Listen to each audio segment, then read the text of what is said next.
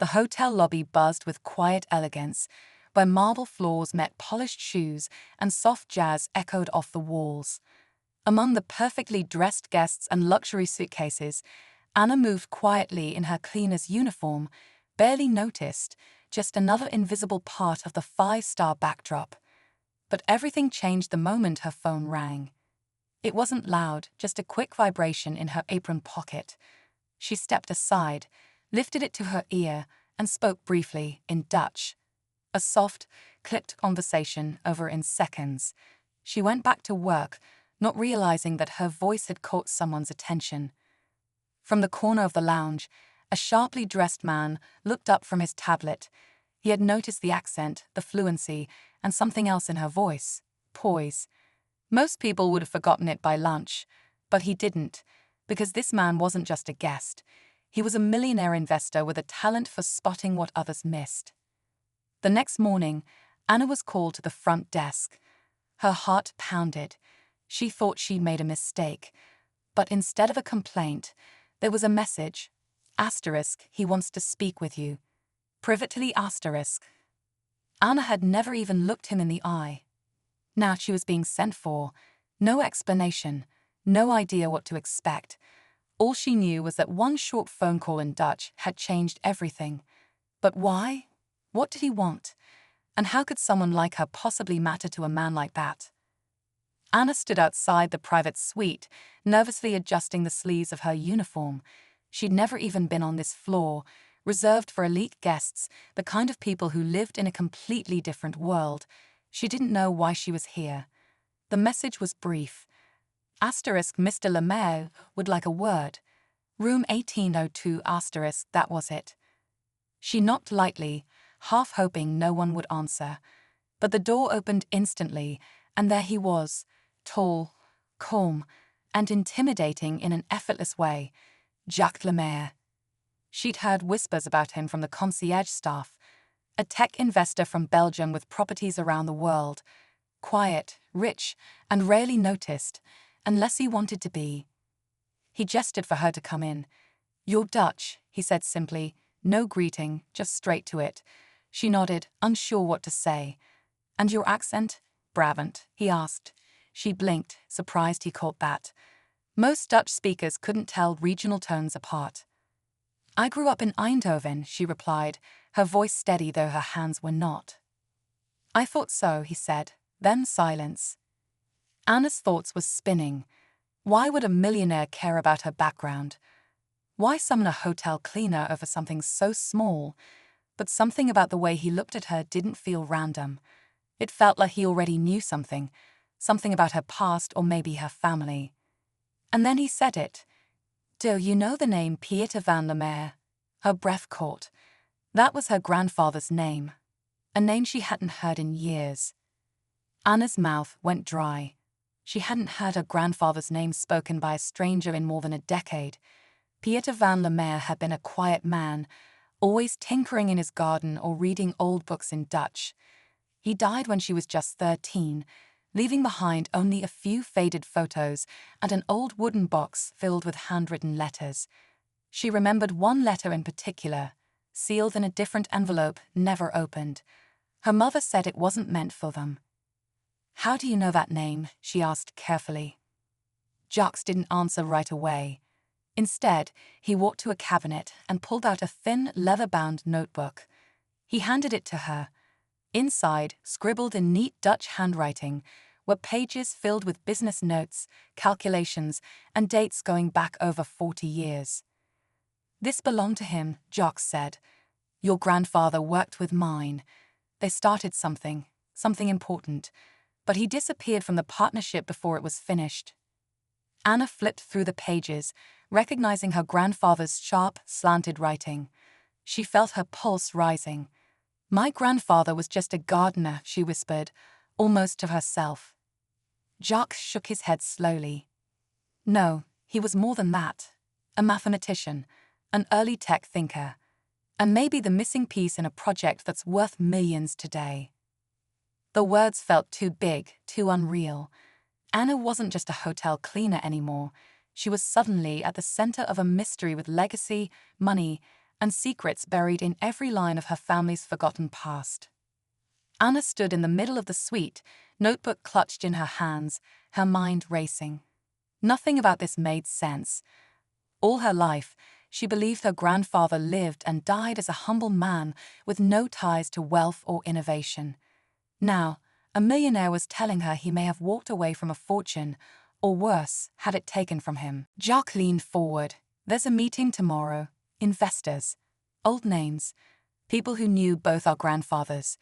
If your grandfather really left a part of this design behind, and you can prove your connection, you could have a rightful claim. A claim to what? Anna asked, though part of her already knew. To the algorithm. The core of the original system that now powers a billion-dollar platform. Your grandfather helped build it before anyone knew what it would become. The air in the room felt heavy. Anna thought about her mother, who worked 2 jobs after her father died, and how she herself had never finished school. All this time, they struggled while a piece of their legacy might have been hidden away in silence. But Jacques wasn't giving her this out of kindness. She could feel it. There was something he wasn't saying. Why now? Why her? Why approach her in a hotel lobby instead of through lawyers or official channels? Anna stared at the closed notebook in her hands. If she opened that sealed letter she once found, would it have the answers? Or was she walking straight into someone else's game? Anna couldn't sleep that night. The sealed letter haunted her thoughts.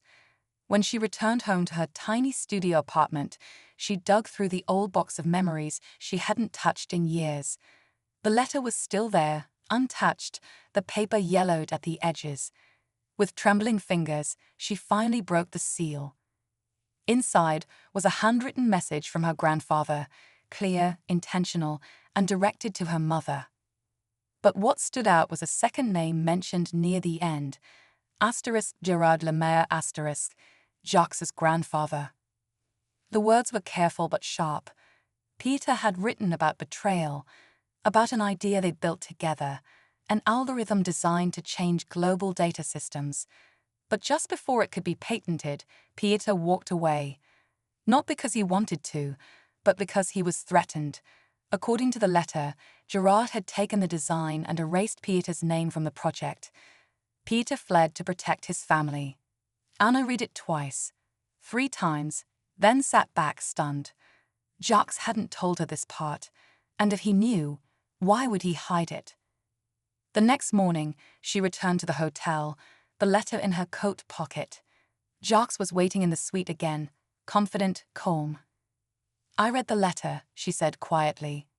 His smile faded for the first time. I think you already knew what was in it. Jacques didn't answer right away. Then, in a low voice, he said, that letter could destroy everything my family built. So I need to know, what are you planning to do with it? Anna stared at Jacques, heart pounding. His question wasn't just a challenge, it was a warning. The air in the suite was tense, as if everything balanced on her next move. She pulled the letter from her coat and placed it gently on the table between them. I think your family built their fortune on someone else's silence, she said firmly.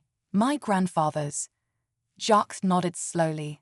I thought you might say that. That's why I had to test you. To see if you were after revenge or something else. Anna blinked, unsure what he meant. Then Jacques slid a folder across the table. Inside were documents already prepared in her name, shares of the original company, co-ownership of the algorithm patent, and an official acknowledgement of Pieter van Lemaire's contribution. It was all legal. Binding. You could have buried this, she said quietly, flipping through the pages. I could have, Jacques replied, but the truth was always going to come out, and I figured it was better to face it, with you. Anna felt overwhelmed. The name she carried, the life she thought was small, suddenly had meaning in circles she never imagined. But just as she was about to sign, a knock came at the door. A hotel manager stepped in, confused and breathless. Mr. Lemaire, there's a journalist downstairs. She claims to have an audio tape from Pieter van Lemaire, recorded before his death. Jacques froze. Anna turned slowly, eyes wide. Her grandfather had left behind more than just a letter. The real story wasn't over yet. Anna and Jack exchanged a look, both realizing that whatever was on that tape could change everything again. The journalist, a quiet but persistent woman named Elise, was soon sitting across from them. She placed an old recorder on the table, pressed play, and a familiar, slightly crackling voice filled the room. It was Peter van der Meer. In the recording, Peter spoke calmly about the algorithm, the betrayal, and his decision to walk away to protect his family. But toward the end, his tone softened. He forgave Gerard. Maybe one day, he said, our children or grandchildren will fix what we couldn't. Silence followed. Anna wiped her eyes. Jacques stared at the floor, hands clenched. The weight of legacy hung heavy in the room, but something shifted. There was no longer just guilt or suspicion. There was possibility. Jacques stood up and faced Elise. If this goes public, I wanted to include our resolution. Anna will be acknowledged fully, not just on paper, but in history. This algorithm belongs to both our families. Anna finally signed the documents, not out of pressure, but choice. She wasn't just accepting money or credit. She was honoring a story that had been buried too long. From hotel cleaner to co-owner of a tech legacy, her journey had been anything but ordinary. As Elise packed up her gear, she smiled. It's not every day you witness a truth this big. Anna looked out the window at the city lights. Her grandfather's voice still echoed in her mind. This time, the story was heard.